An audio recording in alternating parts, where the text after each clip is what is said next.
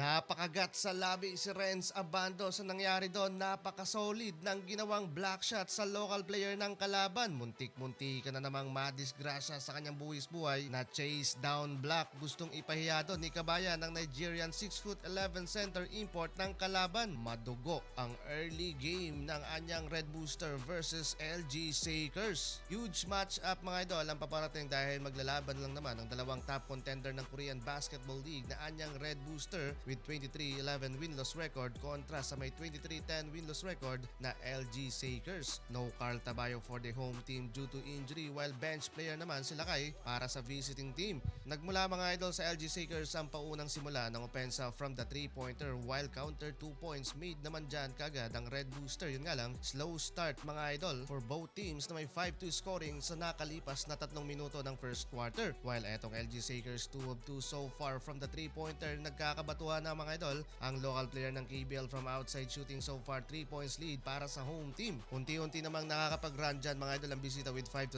run sa last 2 minutes ng quarter while si Red sa bando huling segundo na nang naipasok sa laban at back-to-back tres ang naipukol dito ng LG Sakers to take the lead 12-14 sa first quarter. Second quarter still nasa loob pa rin mga idol sila kay at medyo limited ball touches pa si Kabayan. Sa transition gustong ipahiya ni Renz Abando ang Nigerian center na si Michael Eric sa play nito pero foul para kay Lakay at maagang frustration to para kay Abando. Eto buwis-buhay sana si Kabayan sa chase down block pero biglang fake doon ang kalaban at kamuntigan pang madisgrasya. Nakasabit doon mga idol ng foul ang local player ng LG Sakers. Back to bench muna sila kay mga idol na may back-to-back personal foul at only 1 rebound. Grabe naman etong nangyari sa kakampi ni Renz Abando sa pool ang kaliwang kilay dahil sa nangyaring collision tumama ang muka sa mismong panga ng kalaban. Lumobo na mga idol sa 14 points ang lamang dyan ng home team 22-36 sa first half. Third quarter time mga idol still aggressive pa rin dyan ng home team with back-to-back points made sa opening frame. Both imports and local player ng anyang Red Booster maalat pa sa field goal at struggle din both offense and defense kaya umabot lang naman mga idol sa 20 points biggest lead ng home team. Though nakakasagot man dyan ng anyang Red Booster laging may 2-1 na sagot dyan ng LG Sakers kaya hirap na maihabol ng anyang ang malaking kalamangan dyan ng kalaban. Under 3 minutes mark na hype si Renz Abando na makuha niya ang kanyang first block shot of the game. Grabe taas ng vertical jump doon.